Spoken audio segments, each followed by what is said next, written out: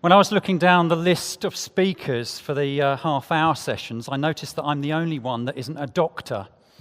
So to feel a little bit more in place, I'm wearing my Doctor Who t-shirt today. So there we go. There's a nice symmetry to talking about 25 years of wetland ecology here, because being a 50-year-old, I've seen half of my life expire over the last 25 years. Yeah, for those of you in the first flush of youth, this is what 50 looks like. It's not a pretty sight. But I'm going to talk through some of the things that have happened, but really we need to start with a bit of a prologue and talk about what's happened before those 25 years, because we've been playing this huge game of ecological Jenga over the last few decades, certainly post-war, and Trevor explained about the long history of chaining our rivers with weirs and locks and various things, but it's continued apace. And we've had things like, straightening out channels are still going on, pulling out debris from channels and basically reducing the ecological value of it. As I say, rivers like the Mardyke, which used to be wonderful, sort of braided, flowing through Fenland. This is near the area where I was born, now totally divorced from the floodplain. Likewise, hedgerows, the number of hedgerows we've lost. And we forget that trees, riparian, woodland, and trees up on the valley side, actually vital for letting water percolate into our soils and stopping these horrendous floods that we see. And we've got a lot of pollution issues that have really surfaced in that last period post-war.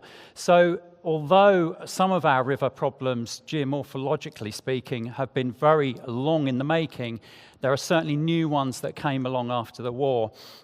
Pollutants, particularly tragic for otters. We understand now that PCBs did have an effect on otters, on their endocrine systems. They couldn't breed properly, and these chemicals were getting into our water, being taken up by fish, and the otters were being very badly affected by them. The otters were noticed as being of significant sort of conservation concern in the 70s. 71, I think, was when the Otter Trust was first envisaged and started to get together. By 73, they were setting up their project properly. And in those days, we still had the otter hunts. And certainly at Essex Wildlife Trust, we were approached to see if otter hunt could go on to Great Holland Pits. We refused access at that stage. And by then, we literally couldn't find otters in Essex. Norfolk and Suffolk, yes, we still did have otters in Norfolk and Suffolk, but in very low numbers. And other campaigns were set up, such as Friends of the Earth campaigns. But the real warning shot across the bows came when that first proper survey was done in 77 to 79. And you can just see that, in England, 170 sites out of 2,940 had otters in. Luckily, some of them were in our region, but it just goes to show we'd lost an iconic river predator without seeming to even having noticed it. Now, legal protection came in, obviously, because of this sudden drop. Legal protection is great if you're actually trying to stop people go out there and actually kill an otter, but it's no good if you've still got the underlying causes of that decline there. So we were finding later on, by the mid-80s, that even the populations we thought were stable in East Anglia in low numbers were going. Just a few otters left, but virtually extinct in eastern England, and certainly total extinction in the county of Essex. So we'd had this rebalancing. Animals like mink that we thought were not a problem were suddenly burgeoning. Otters were on the decline, and so the seesaw swung completely the other way. Goodbye otters, hello mink. Not an ideal position to be in. Mink, we forget, have a long history in our river valleys and wetland areas. They were brought over in the end of the 1920s, and they started escaping almost immediately. And I think people forget that it wasn't necessarily the animal rights releases that caused this issue. It's a long-standing issue exacerbated by those releases. They were already breeding in the wild in the mid-50s. They were spotted on the Tane in Devon with kits. They carried on breeding, and it became a big issue. Legislation was brought in to tighten up the mink farms at that stage, but they were still escaping afterwards. And despite MAF, Ministry of Agriculture, Food and Fisheries, trying to trap them out, they gave up in the end. And you can imagine that the 6 trappers that were employed to trap out the UK of mink had their hands pretty full. By 1971, we had mink in every English county. And then in the 80s and the 90s, we had the deliberate releases from the farms. At the same time as mink were escaping, so were coypu. Back in the 30s and 40s, coypu were getting out in exactly the same way, and they were spreading out across East Anglia. But there was a huge effort to try and get rid of these, first in the 60s and then in the 80s. And presumably, by the end of the 80s, they were trapped out. Now, we do know there were definitely a few individuals lying around, but they're gone now, so coypu no longer an issue. Water voles, on the other hand, when otters were disappearing right, left, and centre, seemed to be okay. They're not a pollution-affected species in the way that otters are. They can live in the most hideous ditches, and believe me, I've seen them in the runoff ditches of landfill sites, 1,000 parts per million ammonia, just horrible things. They will live in those, so they weren't so affected. But the physical works, certain things that were being done to our rivers were affecting them. And of course, by the end of the 80s, we were finding these huge declines across most of the UK, but we still were a stronghold here in the eastern region, so it just didn't seem quite that bad. But the decline, the rate of decline, seemed quite mysterious at the time. Now, I have to say, in 1988, my life changed with reading this book, Taming the Flood by Jeremy Purseglove. It's an absolutely seminal work about how to manage your rivers and how not to manage them. Now, I don't know what Jeremy Purseglove looks like, but I assume he looks something like this, because he really was fighting a battle, a lone battle against the empire of river engineers that just wanted to strip everything out. So, thoroughly recommend this book to anybody if you've got a chance to get hold of it, because he pointed out that our 2 most valuable resources, soil and water, we can't do anything without those 2. Forget oil, forget gold, anything like that. Soil and water are important to us and to the wildlife. And everything we were doing with our habitat at that stage seemed deliberately there to rid ourselves of both soil and water. So, removal of hedgerows, straightening of the river channels, trying to drive water away from the land as quickly as possible and surge it out to sea without actually storing it anywhere in the environment. We've just got used to this sort of boom and bust on our rivers. Droughts, floods, the whole lot, just sort of going around this hideous cycle of up and down, not willing to attempt to try and stabilise things a bit.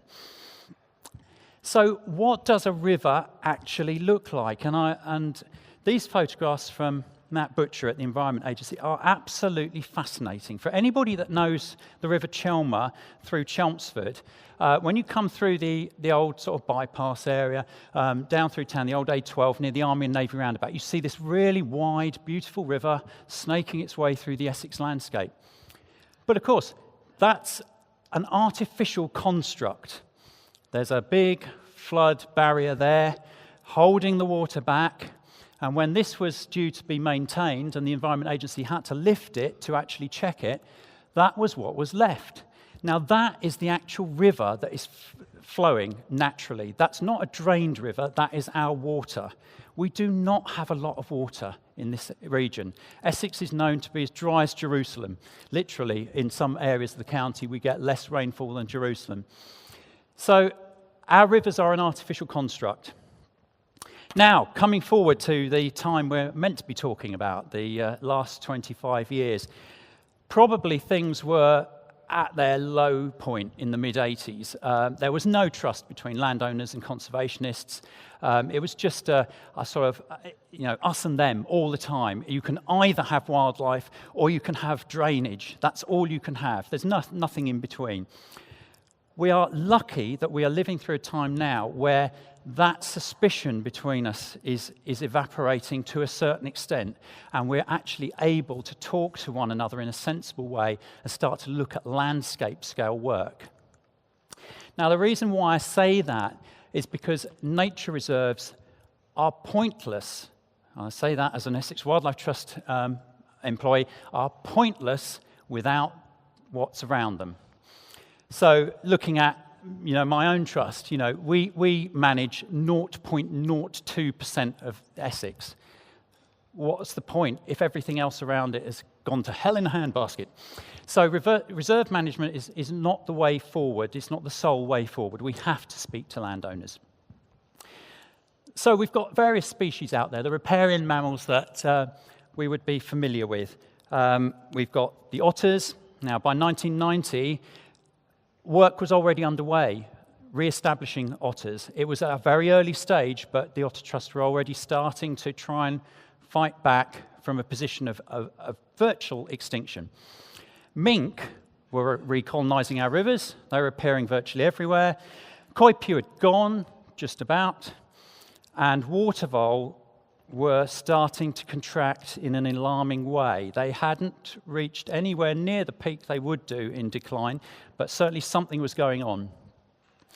So when the Otter Trust started reintroducing otters, they started basically putting them out into rivers in Suffolk, Norfolk, and also other parts of the country. By the time we're talking about, they were looking at releases in Essex, and Essex Wildlife Trust was not supportive of this work in the county. That's not to say that there wasn't a realisation that something had to be done, but it was certainly Essex Wildlife Trust and the Essex University were not keen on this work being carried out in Essex. There were already starting to become just a few signs of otters moving around and starting to move from those releases in Suffolk towards the Essex direction. And by about 10 years after the Otter Trust started their releases, they'd released 55 animals, not all in our region. I think there's a misconception, certainly in some of the angling community, that the Otter Trust released literally thousands of otters across the countryside. I think it ended up, and I stand to be corrected, being around about 180 in total over the course of the project. These are relatively small numbers of animals, and possibly that's the reason why we get this sort of misconception, is that people think otters are everywhere and that there's hundreds of them around. Now, the annual Essex Otter Survey started in '96 at Essex University, and that has continued to this day. So we have a wonderful data set of 20 years showing the recolonisation of Essex. And of course, we had the Otters and Rivers project. So, otters started to re-establish. They were doing pretty well in Suffolk and Norfolk as those releases took place. As I say, the Essex Wildlife Trust and the Essex University were against releases in Essex. They felt at the time that the underlying problems in the rivers hadn't been addressed. So PCBs were still in the rivers. There was pollution. There was the possibility of a lot more traffic in Essex than there would be in these northern counties. So there was some conflict there between different organisations who all had the same goal, really. They wanted to see otters back in the environment. Otters started to spread around. They came down the rivers, but they were also using the coast. And in fact, they are using the coast even more today than they were back then. This little fellow here, unfortunately, washed up near Stutton on the north bank of the Stour estuary. You can see it's tiny. That's probably only 8 weeks old. That was last year, maybe washed out on a tide or something like that. But it just showed that these animals are moving quite widely through the environment. So what's happening for otters? I've got to admit, I'm not a big fan of otter holts per se. I don't want to build otter holts everywhere along all our rivers. A lot of our rivers are perfectly habitable by otters.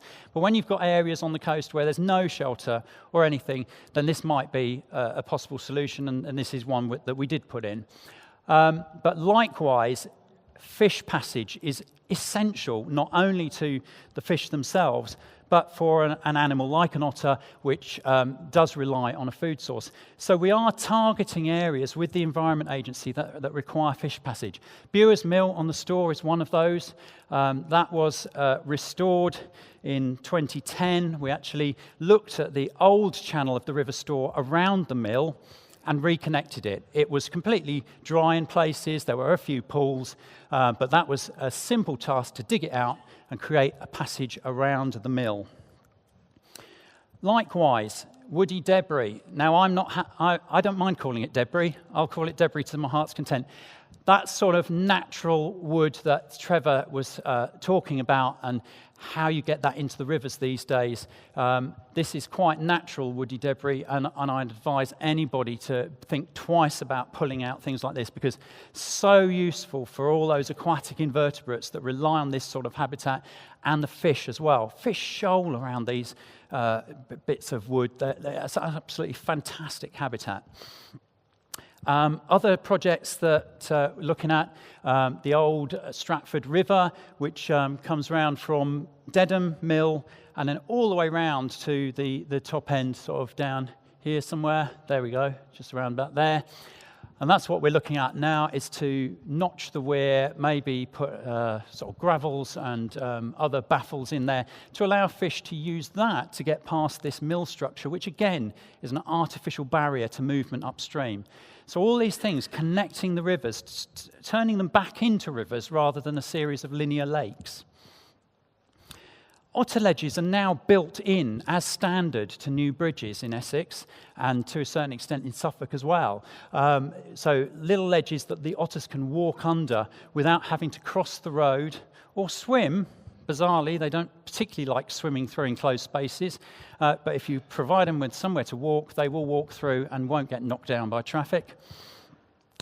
And there's a lot of research going on now. PCBs, I mentioned, a real tragic loss of otters, largely due to those sorts of chemicals and pollutants, and PCBs particularly insidious chemicals because they don't dissolve in water, they hang around for a long time. The Essex University looked at this in 1991 when they were issuing their warnings about releasing otters into Essex, because most of the studies they did were actually on the released animals from the otter trust, because they were virtually the only animals that were around. But even in those that had only been in the watercourses for a year, 5 years, 25 to 30% of the spraints had very, very high levels of PCBs in them, and a good deal more had sort of medium to lower levels. Luckily, when we did our final study in 2011, we actually found out that PCBs had gone from otter spraints across the county. And by inference, we would think from Suffolk and Norfolk as well. So these PCBs have gone. I suppose the problem is that they've been flushed out to sea and they are now affecting our marine mammals. So high levels of PCBs in our marine mammal fauna. We also looked at what otters were eating and published the results of a full survey of Essex, and hardly surprising that fish feature very heavily, but invertebrates are very important. They're an important part of the otter's diet. And I know that there's more work going on in Suffolk at the moment, and I'm glad I'm going to get a chance to have a look at that as well. But certainly our river flies, our river invertebrates are an extremely important part of that whole food web through the river. Now, obviously, we do get a lot of dead otters, and more so now that otters are spreading. Certainly, 10 years ago, I might collect 3 to 4 otters from Essex roads in a year. Now I'm up to about a dozen. That may seem like a bad news story, but actually it just shows how much more widespread otters are now on our roads. And of course, collected for post-mortem by the Environment Agency and sent over to Cardiff University.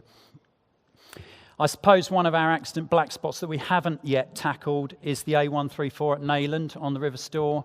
That flood barrier there has been responsible for at least 4 to 5 otter deaths that I know of, possibly more.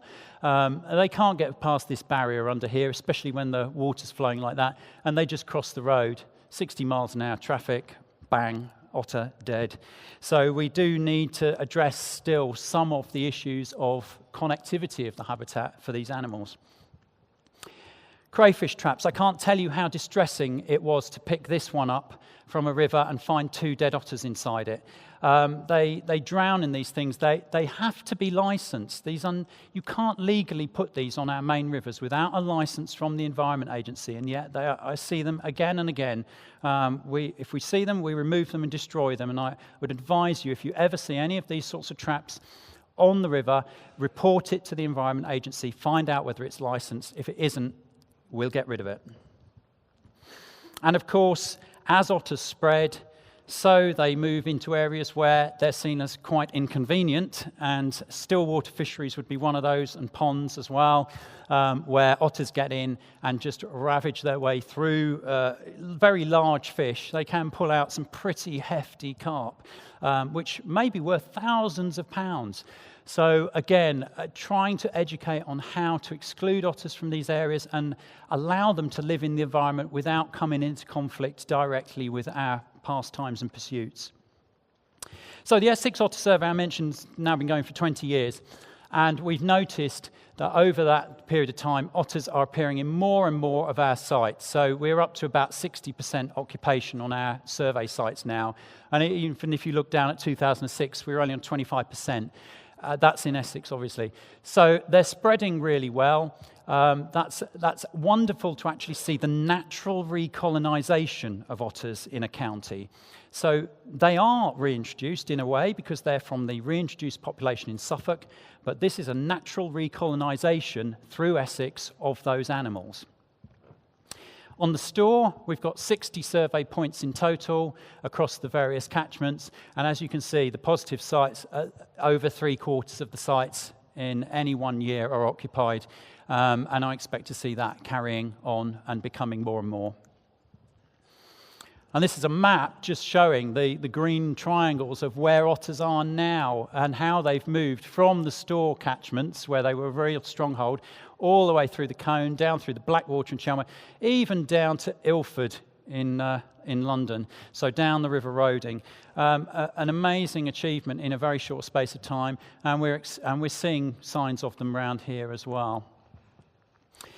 Now, water voles, on the other hand, in this last 25 years, have had the opposite issue. They were described as the UK's fastest declining mammal. They can't be described as that anymore because there just aren't enough of them left to decline, but they're still in trouble in a lot of the UK. And the survey that followed up the first 1990 survey that said around about 75% of our East Anglian sites had water voles, 8 years later we're down to 29%. A massive crash. So suddenly East Anglia was on the front line of this decline that we thought we were a little bit insulated from. If we take an example of northeast Essex and the River Stour catchments there, and so this is the sort of tendering area, that's what it was like in 1998 when that survey was done, and that's 8 years later, in 2006. Water voles were on the verge of extinction in Essex, being pushed right the way to the coast, and those were under threat as well. And a lot of factors involved with that. Habitat destruction. I mean, I cannot understand how any consultant ecologist can tell us that because there are water voles all the way around the suitable habitat around a site, that a reed bed in the middle of that habitat is unlikely to have water voles, because everything else is so good, they'll stay there.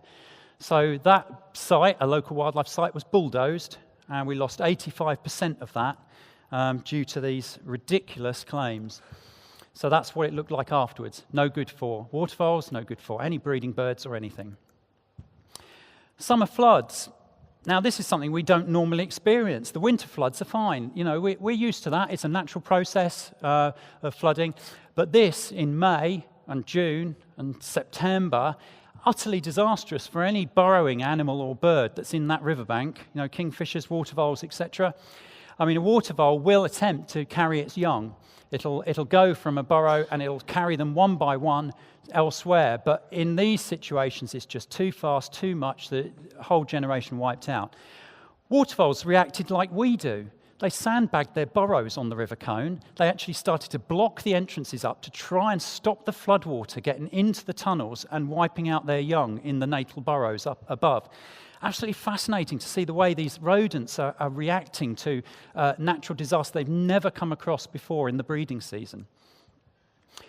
We still get dredging of rivers in Suffolk, inappropriate dredging in this particular instance. There's a perceived threat of flooding all the time. If there's anything in the channel, get rid of it. Turn the river into a drain. Call in Jeremy Purseglove. That's what I say. Bring him back. We need help, Jeremy. But conservation carries on, and we do our best. And so habitat creation is important. Obviously, we're trying to link habitats where populations are, allow them to move through the environment in the best possible way. And likewise, looking at reconnections on rivers. So this is the River Brain in the middle of Witham Town Centre, and an old channel which was completely silted up. You can see how straight the river is there. An old mill structure, long gone, but we'd straightened the river for that. Back channel was still available.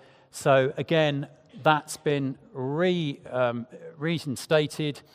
Looks ghastly when you first put it in, but look at this 1 year later. No planting involved there at all. Completely natural regeneration in channel and edge of channel. Otters and watervoles using that within weeks. Absolutely fantastic to see that happening. Trying to use the best materials. When you've got a navigation, you can't just allow the banks to disintegrate and fall away. It's just not acceptable. You've got a lot of boat passage, so there are times when you've got to compromise and you've got to say, yes, we will restabilise the bank, but use the correct materials. If you don't have a lock structure there, then you can use soft engineered options. Now, I mentioned mink, and mink are, as I say, widespread in the eastern region. They're still widespread to this day, and they will be a continuing problem, probably when we reconvene in 25 years. We don't always recognise them. This is a winning photograph of an otter on the River Stour from the Suffolk Free Press photo competition. It's quite obviously a mink. The only excuse we can give for that is that the competition was sponsored by an estate agents, and we know how accurate their descriptions are. But it just goes to show what's happening out there. So to tackle mink, again, we can't do it on nature reserves. We have to go wider. And the Eastern Region Mink Control Project is an example of a project running on an absolute shoestring. Probably less than £20,000 a year is seeing activity across the whole of the Eastern region, coordinated by wildlife trusts and partners with the tacit help and assistance of people like Basque, who, again, as I say, we're working with people that wouldn't have been historic partners. And it's now a fantastic network of monitoring stations. All of these are mink rafts, mink traps, mink monitoring stations all the way through. New projects coming online all the time. And every year we get together and we work out where the gaps are, try and fill them in, and start to work at this absolutely huge landscape scale. So the Environment Agency have been very supportive of this work. We don't have the resources that, say, the Scottish Mink Project has. We don't have £1 million to spend. We just do it with volunteers, landowners. It's the only way to move forward on a project of this scale. So one of the first people that really started to work on this was Penny at Suffolk Wildlife Trust, and looking at the River Deben. Again, it had a pretty good waterfowl population in 1997, but by 2003, that was crashing. Less than half of the sites had waterfowls on. At that stage, Suffolk Wildlife Trust stepped in, working with the landowners along the river, set up mink monitoring rafts, started mink control, and by 2004, they were back up to the same level that they were in 1997, proving that you can tackle a problem if you've got the community behind you. So all this mink control actually has knock-on benefits for species like kingfisher and grey wagtail. We see many more of them along the rivers when mink are removed, or certainly knocked back to a very small level. But we also look at planning at county level, regional level. This is a container port being built on the Thames, DP World. those water voles that were living on that site would have ended up in a site like this. This is a water vole translocation site, believe it or not, in Barking Reach on the Thames. That's where water voles would normally end up. We decided to look at something a bit more ambitious and bring them to the River Colne, a river where mink had eradicated water voles entirely. We had no population left to be able to recolonise. So we turned a problem of translocation into a reintroduction at a catchment scale, buffering the Suffolk project, because they're getting our mink coming across from the River Colne back into the store all the time as well, and all fully funded by the developer. We can look at that sort of scale of project because there's a lot of money in development. Believe me, our budgets look absolutely pathetic compared to a development like that. So, if you wanted to construct a 9-kilometre long translocation site, be my guest, but it's not easy. You've got it here. The only reason water voles aren't here is mink. So we removed the mink, brought down about 600 water voles over a 3-year period, released them into the river, and landowners took to it like a duck to water. And also, they were getting benefits too. Water voles were ticking off points on their HLS agreements. 3 landowners went into HLS and used water voles as part of their applications. And, just a fantastic community involvement. We also brought in Stig, the world's first water vole tracking dog. And he's fantastic because he can get to the places that I can't reach. He's fantastic. He can sniff out a single water vole dropping on a bankside. And we reckon he probably finds around about 50% more field signs than I do. So I must be really rubbish at my job. And also, we can't obviously fund a reintroduction project forever. At some stage, no matter what you've asked for, the funding comes to an end. And that's where river wardens step in. And we'd like to thank Essex and Suffolk Water for supporting our River Wardens project. These guys are across around about 25% of all river catchment in Essex now, looking out for signs of pollution, doing river fly checks, and doing my mink monitoring checks as well. So this is a fantastic way to hand the projects back to the community and ensure that we have a long-term future for these animals. So I said that was the problem we had in 2006. We'd virtually lost all of our water voles from the interior. All we had left was a few pockets along the coast. And that's what it looks like today. And that is only possible through looking at your habitat, managing it in a sustainable way, and actually working with the people that live there. So, there are many reasons to be optimistic. At the moment, otters are self-sustaining. The Otter Trust, as I learned today, not wound itself up, but has stopped the releases, obviously, some time ago, didn't need to go any further. So those animals have done their job, and they're now recolonising our region. Mink control is ongoing and well coordinated across a huge area of Eastern region. River restoration projects, as Trevor showed you earlier on, and some of the work that we've done at the trusts as well, are underway. We can't reverse all of the damage, but we can certainly have a good go at it. And water voles are not the fastest declining mammal in the Eastern region. They are recovering for the first time in 30 years. So that I see as quite a success story. We cannot be complacent. I cannot emphasize how much ignorance there is out there, especially amongst our political colleagues, about rivers and the way they flood and what the true solutions are to ameliorate these problems. And for somebody from the NFU to go on national radio and say, if we're not careful, we risk turning our rivers into wildlife corridors, that is absolutely insane. I'm actually a very calm person, believe it or not, but I nearly threw my cup of tea at the radio when I heard that. So we must not carry on doing this. We cannot carry on doing that. And I urge all of you to take that message away today and make it plain to your local MP that we will not tolerate this sort of environmental vandalism any longer. So,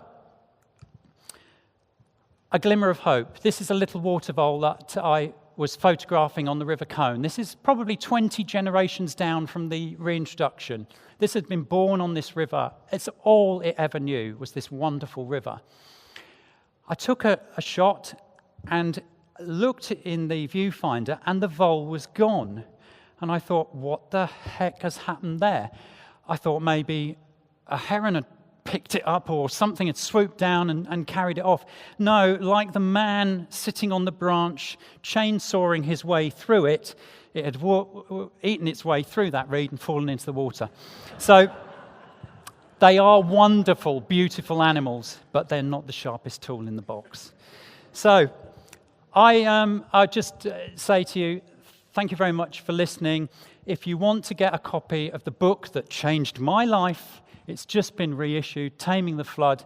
It tells you exactly what you need to do to make healthy rivers and tackle flooding. It was written at a time when nobody believed it, and it's just a testament to the longevity of Jeremy's work that we still need to learn these lessons today. Thank you.